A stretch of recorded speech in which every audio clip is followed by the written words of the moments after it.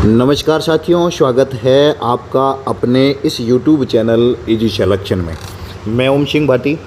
आज जो अपना अगला टेस्ट होने वाला है, जो 5वां टेस्ट है और 4 टेस्ट होने के बाद में 3 टेस्ट के बाद में चौथा टेस्ट जो कल आयोजित हुआ था उसमें रिवीजन टेस्ट हुआ था। और अब आगे जो नेक्स्ट टॉपिक है उसका टेस्ट 26 कब होने वाला है, 26 जुलाई को होने वाला है। और इस टेस्ट में आप जो टॉपिक तैयार करने वाले हो बहुत ही इम्पोर्टेंट टॉपिक और बहुत ही हार्ड टॉपिक अपन कह सकते हैं कि पूरी बायोलॉजी का सबसे हार्ड टॉपिक है वो एनिमल टैक्सोनॉमी माना जाता है। और जिसकी अच्छी हो जाती है उसको लगभग 10 नंबर ये यूनिट है वो दे के जाती है सेकंड ग्रेड के एग्ज़ाम के अंदर। सबसे पहले बात करेंगे कि जो सिलेबस है अगले टेस्ट का उसके बारे में, और फिर यहाँ से कितने क्वेश्चन आएंगे उसके बारे में और किस तरह से क्वेश्चन आया। आज के इस वीडियो में बहुत स्पेशल है। क्यों है? क्योंकि इस यूनिट में जैसे एनिमल टैक्सोनॉमी है तो एनिमल टैक्सोनॉमी के अंदर पिछले एग्ज़ाम 2022 के अंदर कितने क्वेश्चन पूछे गए हैं उनके मैं स्क्रीनशॉट लेके आया हूँ, ताकि आप जो यूनिट तैयार करो इन क्वेश्चन को देख के तैयार करो। बाकी ये वाले क्वेश्चन अपनी बुक के अंदर तो वैसे भी है ही, विद डिस्क्रिप्शन दिए हुए हैं जो PYQ वाली बुक है उसके अंदर। तो सबसे पहले बात करते हैं कि अगला टेस्ट 5वां टेस्ट है। कौन सा टेस्ट है? 5वां टेस्ट है इजी सिलेक्शन एप्लीकेशन के ऊपर ऑनलाइन और बाड़मेर के अंदर ऑफलाइन टेस्ट सीरीज हो रही है, जिसका 5वां टेस्ट। 5वें टेस्ट में केमिस्ट्री से बायोमोलिक्यूल और स्पेक्ट्रोस्कोपी। अब इस यूनिट को कैसे पढ़ना है, इस यूनिट के सिलेबस में क्या क्या आपको पढ़ना है, कौन कौन से पॉइंट देखने हैं, इसके बारे में आज बात करेंगे। सबसे पहले बायोमोलिक्यूल्स और स्पेक्ट्रोस्कोपी है। बायोलॉजी के अंदर क्या क्या है? एनिमल टैक्सोनॉमी है, एनिमल टैक्सोनॉमी और रिप्रेजेंटेटिव एनिमल के अंदर इसके अंदर क्या क्या आएगा वो भी मैं आपको सिलेबस के अंदर आगे देख के बताता हूँ। फिर फिजिक्स है तो इसके अंदर वर्क, एनर्जी और पावर, कार्य, ऊर्जा और शक्ति, इन तीनों के बारे में पढ़ना है। और टीचिंग मेथड की यूनिट कौन सी? 4 नंबर जो टीचिंग मेथड की यूनिट है इसके अंदर सबसे पहले इसको मैं बता देता हूँ कि इसके अंदर आपको क्या क्या पढ़ना है। इसके अंदर आपको एक तो पढ़ना है विज्ञान लैब के बारे में सेकंड ग्रेड 2022 के अंदर क्वेश्चन आया। फिर आता है विज्ञान क्लब, साइंस लैब और साइंस क्लब, इसके बारे में क्वेश्चन आया। फिर आता है फील्ड ट्रिप, क्षेत्रीय भ्रमण जिसको कहते हैं, उसके बारे में सेकंड ग्रेड के अंदर क्वेश्चन पूछा जाता है क्षेत्रीय भ्रमण के बारे में। फिर एक आप पढ़ सकते हो पाठ्य पुस्तक के बारे में, एक विज्ञान की अच्छी पाठ्य पुस्तक के क्या क्या लक्षण हो सकते हैं, क्या क्या गुण हो सकते हैं, उसके बारे में आप पढ़ सकते हो। इसके अलावा जितनी की भी पाठ्य सहगामी क्रियाएं होती है वो आपको इसके अंदर पढ़नी है। यहाँ से इम्पोर्टेंट क्वेश्चन बनते हैं और यहाँ से सेकंड ग्रेड के अंदर क्वेश्चन पूछे भी गए हैं। तो और अगले एग्ज़ाम में भी आने वाले क्वेश्चन पूछेंगे। जो अपनी बुक आ रही है टीचिंग मेथड उसके अंदर इन टॉपिक्स का बहुत ही शानदार मैटर आपको देखने को मिलेगा। और जो यूनिट है जैसे वहाँ 4 नंबर पॉइंट करके सिलेबस के अंदर आप देख लेना, उसके अंदर ऐसे करके लिखा हुआ और आगे पॉइंट लिखे हुए। ऐसे करके टोटल कितने बिंदु है? 5 बिंदु है और वही 5 यूनिट है। कोई बोल रहा है कि मुझे यूनिट कौन सी है, क्या समझ में नहीं आ रहा कौन से टॉपिक में क्या पढ़ना है। तो जहाँ टीचिंग मेथड का सिलेबस दिया हुआ आगे एक ब्लैक कलर का बिंदु दिया हुआ है, वो बिंदु जहाँ से समाप्त हुआ वो यूनिट खत्म, फिर आगे दूसरा बिंदु स्टार्ट आ रहा है तो वो दूसरी यूनिट स्टार्ट हो रही है। तो टोटल 5 यूनिट है, तो उसके अंदर आपको ये पढ़ना है। आगे बात करते हैं कि रिप्रेजेंटेटिव एनिमल के अंदर आपको क्या पढ़ना है। बायोलॉजी की बात करते हैं। रिप्रेजेंटेटिव एनिमल, यहाँ से आपको क्या पढ़ना है? यहाँ से आपको पढ़ना है life cycle, external and internal features of, मतलब किन किन के पढ़ने हैं आपको। पैरामीशियम के बारे में पढ़ना है। पैरामीशियम का क्या पढ़ना है? लाइफ साइकिल पैरामीशियम का पढ़ना है। इन सब का पैरामीशियम, फैसियोला, अर्थवॉर्म, कॉकरोच और फ्रॉग, मतलब पैरामीशियम, फैसियोला, अर्थवॉर्म मतलब केंचुए के बारे में पढ़ना है, कॉकरोच के बारे में पढ़ना है और मेंढक के बारे में पढ़ना है। इन तीनों को, और एक फैसियोला हिपेटिका को पढ़ना है और एक पैरामीशियम को पढ़ना है। स्लीपर जिसको स्लीपर जंतु भी कहते हैं, तो इनके बारे में पढ़ना है। इनके लाइफ साइकिल के बारे में देखना है, इनके जीवन चक्र के बारे में, एक्सटर्नल और इंटरनल फीचर, उसकी आंतरिक और बाह्य संरचना जो है उनके बारे में। जैसे केंचुए से क्वेश्चन आया था वो मैं आगे आपको बताता हूँ कि केंचुए से किस प्रकार से क्वेश्चन पूछा है। और आगे जो पिछले एग्जाम हुए उसमें कॉकरोच से भी पूछा है, मेंढक से भी पूछा है। अमीबा आपके सिलेबस में अमीबा को हटा दिया, अमीबा आपको नहीं पढ़ना है, ठीक है। अब ये इनके बारे में पढ़ना है, इनकी लाइफ साइकिल, एक्सटर्नल और इंटरनल फीचर्स के बारे में, इनका जीवन चक्र और इनके बाह्य और आंतरिक फीचर्स, इनकी जो आंतरिक और बाह्य संरचना होती है उसके बारे में आपको पढ़ना है।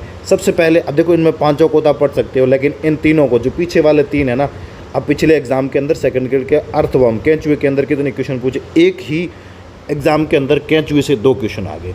एक क्वेश्चन इससे भी हो सकता है, एक इससे भी हो सकता है, इससे भी 3 क्वेश्चन भी हो सकते हैं, 2 भी हो सकते हैं और 1 भी क्वेश्चन हो सकता है। तो आप तैयार रह सकते हो कि ये जो टॉपिक है वो आपको 2 से लेकर 4 नंबर दे के जा सकता है। तो केंचुआ और कॉकरोच और मेंढक, इन तीनों को तो इम्पोर्टेंट करना ही करना है, क्योंकि यहाँ से स्ट्रक्चर से क्वेश्चन बनता है और इनके लाइफ साइकिल से आ सकता है। फैसियोला के हमेशा लाइफ साइकिल से ही क्वेश्चन पूछा जाता है। इनका जो ये अंतःपरजीवी होता है और फिर उसका मध्यस्थ परजीवी कौन, मध्यम उनकी जो माध्यम होता है वो क्या होता है, इस तरह से क्वेश्चन बनता है। टेस्ट सीरीज के अंदर भी बहुत अच्छे क्वेश्चन बनाने की कोशिश करूँगा और बाकी PYQ आपके पास सामने है ही। अगला टॉपिक आता है टैक्सोनॉमी। अब टैक्सोनॉमी ग्रेजुएशन में भी है और ये 12th का है और ये ग्रेजुएशन का है, दोनों लेवल में है टैक्सोनॉमी। फिर आपको पढ़ना क्या है टैक्सोनॉमी 12th लेवल का जो दिया है उसके अंदर 5 किंगडम सिस्टम, 5 जगत अवधारणा आपको पढ़नी है। क्या पढ़नी है? 5 जगत अवधारणा। किसने दी थी? RH विटेकर वाली है ना, जो RH विटेकर वाली 5 जगत अवधारणा है उसको आपको पढ़नी है। Classification and characteristics of major phylum of animal kingdom, मतलब जो जंतु जगत के फाइलम है, संघ है, उनमें प्रोटोजोआ से लेकर आपको कॉर्डेटा तक पढ़ना है। कहाँ से पढ़ना है? प्रोटोजोआ से कॉर्डेटा तक पढ़ना है। प्लांट ग्रुप, ये आपको यहाँ ये प्लांट ग्रुप नहीं पढ़ना है, यहाँ तक ही पढ़ना है। प्लांट ग्रुप एल्गिटूफा एंजियोस्पर्म है। ये जो अगला टेस्ट है एनिमल प्लांट टैक्सोनॉमी, उसके अंदर पढ़ेंगे। ये वाला टॉपिक आपको नहीं पढ़ना है। ये इस टेस्ट के लिए इसके अंदर प्लांट ग्रुप एंजियोस्पर्म, एल्गिटू एंजियोस्पर्म, ये आपको यहाँ से नहीं पढ़ना है। ये कहाँ पढ़ेंगे? ये अपन पढ़ेंगे कब? जब अगला टेस्ट एनिमल प्लांट टैक्सोनॉमी का आने वाला है उसमें पढ़ेंगे। तो ये वाला आपको नहीं पढ़ना, इसको आप सिलेबस से अगले टेस्ट के लिए हटा देना। इसको एंजियोस्पर्म, एल्गिटू एंजियोस्पर्म को आपको नहीं पढ़ना है अगले टेस्ट के लिए। आपको पढ़ना है प्रोटोजोआ से लेकर कॉर्डेटा तक का क्लासिफिकेशन पढ़ना है।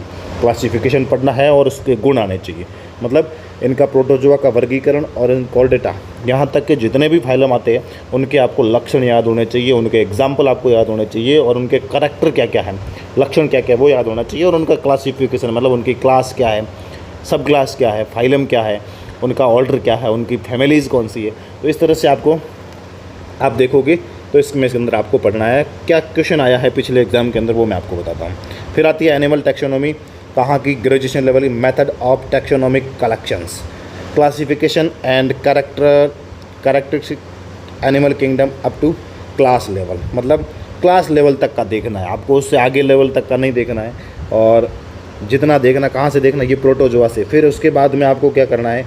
उसके बाद में आपको एक आप ध्यान रखना, उसके बाद में आपको जो एवीज है उसको देखना है, आपको एम्फीबिया को भी देखना है। यहाँ से क्वेश्चन सेकंड ग्रेड में बनेगा आगे। एम्फीबिया को देखना है, आपको पिसीज को देखना है, ठीक है, आपको मेमेलिया को देखना है। ये जितने भी इम्पोर्टेंट है, इस बार मुझे लगता है कि आने वाले एग्ज़ाम के अंदर मेमेलिया से क्वेश्चन बनने वाला है, क्योंकि पिछले एग्ज़ाम में यहाँ से बना और एम्फीबिया और मेमेलिया 2024 वाला जो एग्ज़ाम होने वाला है 2025 के अंदर होगा, उसके अंदर एम्फीबिया और मेमेलिया से क्वेश्चन बनेगा। और टेस्ट के अंदर भी मैं मेमेलिया और एम्फीबिया से क्वेश्चन बना के दूंगा, 100% दूंगा, तो इनको अच्छा कर लेना। इसके अलावा जितने भी है आपके ये प्रोटोजोआटिक कॉर्डेटा और नॉन कॉर्डेट इसके अंदर आएंगे तो वापस वही है, कॉर्डेटा और नॉन कॉर्डेट को पूरा आपको समझना है, ठीक है। तो ये बायोलॉजी का सिलेबस था। अब बायोलॉजी के क्वेश्चन कौन कौन से थे उसके बारे में देखते हैं। मैं आंसर नहीं बताऊंगा, मैं ओनली आपको क्वेश्चन बताऊंगा। क्वेश्चन आंसर आप अपनी बुक के अंदर दिए हुए हैं, उसमें जाके आप देख लेना, पेपर आपके पास है। मैं ओनली छोटा वीडियो बनाने के लिए आपको सैंपल के रूप में क्वेश्चन लेके आया हूँ कि ये से क्वेश्चन एग्ज़ाम के अंदर पूछे गए हैं। ये पूछा था 2022 का पेपर है, सेकंड ग्रेड 2022 के अंदर पूछा है एग्ज़ाम में। निम्नलिखित में से कौन सा एवीज वर्ग का जो पक्षी है, पक्षियों का लाक्षणिक गुण नहीं पूछा है, तो ये आपको ध्यान रखना है कौन सा पक्षियों का, मतलब 2022 में एवीज वाले जो यूनिट है वहाँ से एक क्वेश्चन पूछा है। तो ये कौन सा टॉपिक है? एनिमल टैक्सोनॉमी का है, यहाँ से एक क्वेश्चन ये आया। दूसरा क्वेश्चन है आपके केंचुए से पूछा है, ये केंचुए से आया है। केंचुए का प्रश्न है, केंचुए की मांसलपेशनी भित्ति किसकी बनी हुई होती है? तो एक क्वेश्चन किससे आया? फेरेटिमा या केंचुए से पूछा है, तो ये केंचुए का क्वेश्चन आ गया एक। केंचुए का एक प्रश्न 2022 वाला पेपर है, उठा के देख लेना, उसमें से मैंने स्क्रीनशॉट लिए ही है। फिर आया ये फेरेटिमा का, देखो फेरेटिमा में रक्त ग्रंथियाँ कौन से के अंदर होती है? चौथा, पाँचवा और छठे के अंदर। ये अपने नोट्स के अंदर है, आप देख लेना, किसी भी कोचिंग के नोट्स में से ये क्वेश्चन नहीं मिला है। मैंने RBSC से नोट्स बनाए थे और मेरे नोट्स में से ये एग्ज़ाम डायरेक्ट लाइन लिखी हुई है, देख लो ना आप। मेरे नोट्स अगर आपके पास हो तो चौथे, पाँचवें, छठे खंड में क्या पाई जाती है? रक्त ग्रंथियाँ पाई जाती है। ये बिल्कुल सीधा लिखा हुआ है। और ये वाला भी क्वेश्चन था, इसके अंदर जो ये केचुए के अंदर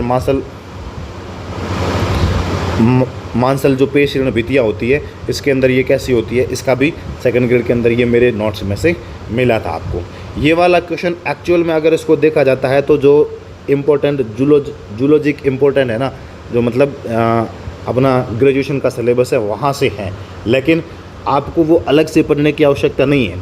अगर आप एनिमल टैक्सोनॉमी को ढंग से करके जा रहे हो, उसके सारे फैमिलीज़ को, उसके सारे ऑर्डर मतलब जो उनके फाइलम है उनको आप देख रहे हो, तो ये क्वेश्चन आपके वहाँ गलत नहीं होने, उनको अलग से पढ़ने की आवश्यकता नहीं है। मैंने उसको टेस्ट सीरीज़ के अंदर नहीं डाला है, लेकिन आपको प्रत्येक फाइलम का इकोनॉमिक इम्पोर्टेंट पता होना चाहिए। आरबीएससी के अंदर दिया है। ये क्वेश्चन कहाँ से, अब देखो ये वाला क्वेश्चन भी आरबीएससी बुक के अंदर मिलेगा आपको, ये भी आरबीएससी बुक के अंदर मिलेगा, और ये वाला भी क्वेश्चन आरबीएससी 11th की जो बुक है, इन तीनों क्वेश्चन आरबीएससी के अंदर थे। ये वाला क्वेश्चन निम्न में से दो समूहों को देखिए, इन दोनों का क्या करना था, आपस में मिलान करना था और मिलान करके बताना था कि ये कहाँ से किससे सम्मिलित होगा, उसको आपको देखना था और इसमें आंसर देना था। ये कहाँ से था, आरबीएससी 11th की बुक के अंदर ये सीधा का सीधा डायरेक्ट लिखा हुआ है, आपको मिल जाएगा। अगला क्वेश्चन है, निम्नलिखित में से कौन सा अस्थिल मछलियाँ, जो ये कौन सा आया, ये पीसीज के अंदर मिल गया, आपको मिल सकता है, पीसीज के अंदर हो जाएगा। बाकी इकाइनोकॉर्मेट्स, इकाइनोडर्मेटा, आपके जो ये फाइलम है, ऑर्थोपोडा है, मोलस्का है, यहाँ से भी अच्छे अच्छे क्वेश्चन बनते हैं। तो ये कौन सा अस्थिल मछलियों का गुण नहीं है, ऑस्टियोकिथीज, जो कॉन्ड्रिकिथीज है ना, उनके बारे में ये सवाल है। तो यहाँ से आपको पिछले एग्जाम में भी पूछा जा सकता है, पूछा गया है और आगे आने वाले में भी पूछेगा।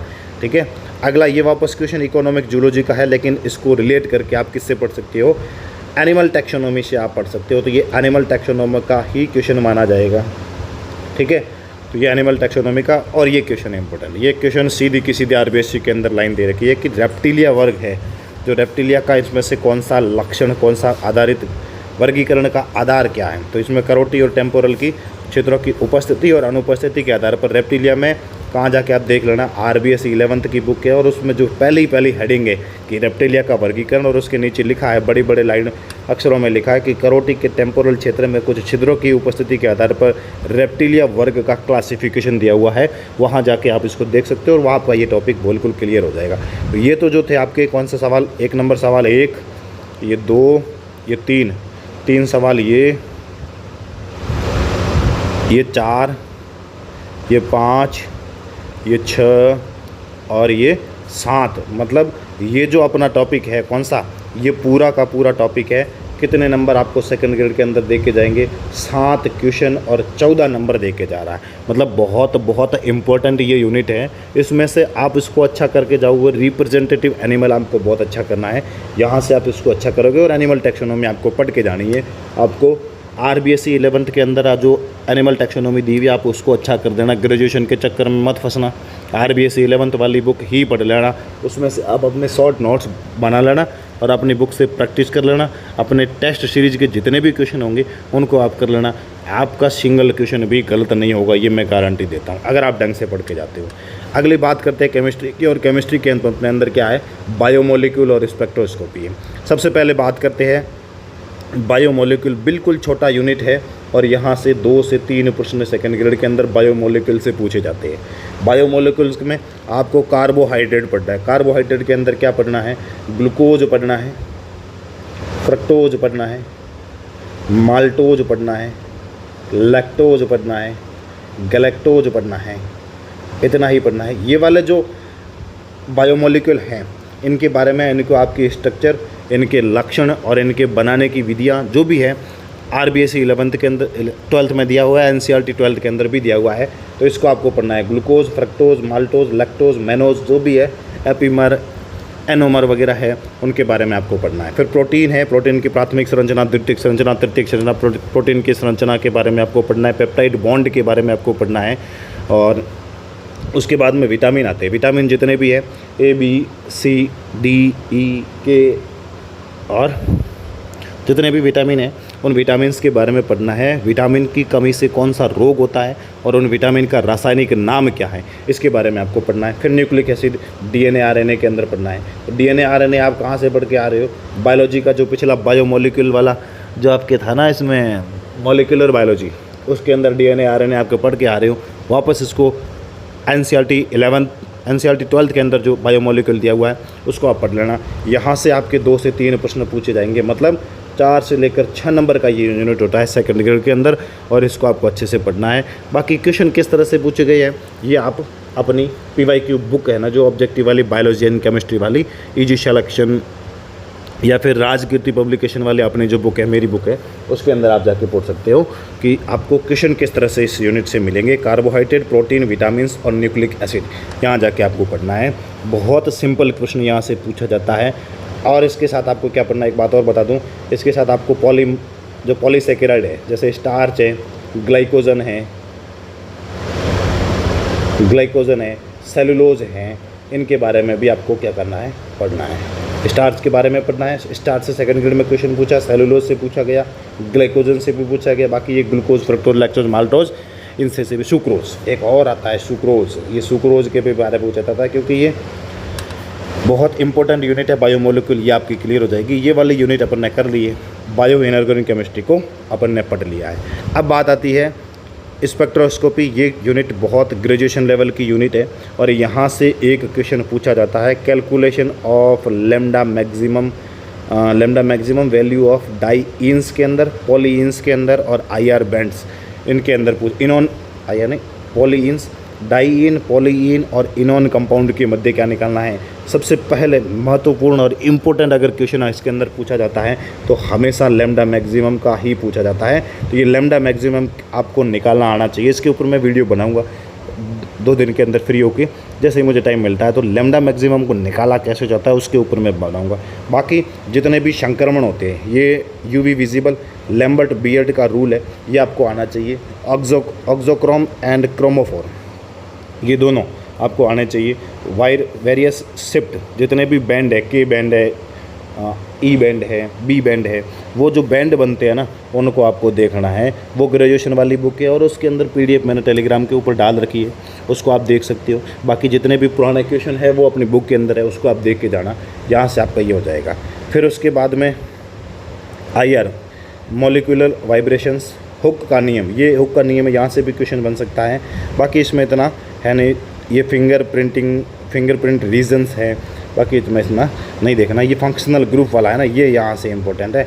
यहाँ से क्या होगा, जैसे ऑक्सोक्रोम है और क्रोमोफोर है, वहाँ कौन सा समूह जुड़ेगा जिसके कारण उसमें क्या हो जाएगा, उसके लैम्डा मैक्सिमम या फिर उसकी जो रेंज होती है उसके अंदर कमी या वृद्धि होती है, तो वो आपको देखना है। ये इंपॉर्टेंट यूनिट है, इसके ऊपर कुछ मैं वीडियो बनाऊँगा। इंपॉर्टेंट फैक्ट्स भी आपको शेयर किए हुए हैं अपने टेलीग्राम के ऊपर।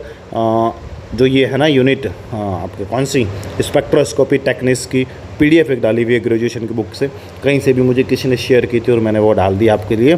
तो वो बहुत इंपॉर्टेंट यूनिट है। यहाँ से आपको कितने क्वेश्चन मिल सकते हैं, 1 से 2 क्वेश्चन मिलेंगे, और बायोमोलिक्यूल से 2 से 3 क्वेश्चन, मतलब 5 क्वेश्चन केमिस्ट्री के और 7 से 8 क्वेश्चन बायोलॉजी के। ये वाला टेस्ट आपके कवर करवाएगा। और टीचिंग मेथड के कितने क्वेश्चन, 2 या 1 या 2 क्वेश्चन टीचिंग मेथड के, 2 से 3 क्वेश्चन, मतलब 15 क्वेश्चन, 15 गुणा 30 नंबर का ये टेस्ट है ना, आपके टॉपिक क्लियर करवा रहा है। तो आप किस तरह से पढ़ सकते हो इस वीडियो में मैंने आपको बता दिया है। और एक चीज़ और आपको क्लियर कर दूँ कि अपनी जो बुक है, अपनी सेकंड ग्रेड वाली बुक है ना, इजी, जो ये बायोलॉजी केमिस्ट्री वाली, ये अब क्या है, आउट ऑफ स्टॉक है। जो मेरे पास किताब थी, लगभग 1-2 किताब है, अगर किसी को ऑर्डर करना हो तो सुबह तक कर देना। 2 किताबें मेरे पास बची है, बहुत ही जल्द इसका जो एररलेस एडिशन है वो बहुत ही जल्द आपके सामने होगा। बाकी टीचिंग मेथड वाली बुक आपका जुलाई का लास्ट वीक और अगस्त का फर्स्ट वीक, इसके अंदर सेकंड ग्रेड की टीचिंग मेथड वाली स्पेशल बुक आने वाली है, जिसके अंदर क्या है, जिसके अंदर आगे क्या है, ऑब्जेक्टिव, मतलब पहले तो थ्योरी है, थ्योरी के साथ साथ क्या है, उस यूनिट के पीछे लगभग 30 से 35 ऑब्जेक्टिव क्वेश्चन भी ऐड कर रहे हैं। तो वो क्वेश्चन आपका टॉपिक पढ़ने के बाद में वहाँ से आप क्वेश्चन करोगे। बाकी टेस्ट सीरीज के अंदर बहुत सारे आपको क्वेश्चन पर यूनिट के लगभग 20 से 30 क्वेश्चन आपको मिल रहे हैं टॉपिक वाइज। आगे और टेस्ट लेंगे और भी क्वेश्चन आपको मिलते रहेंगे। तो ये जो पूरा पैटर्न था तीसरे टेस्ट का, इसमें आपको समझाया गया है, आप अच्छे से तैयार करना, पढ़ना। आज के इस वीडियो में इतना ही। बहुत बहुत धन्यवाद।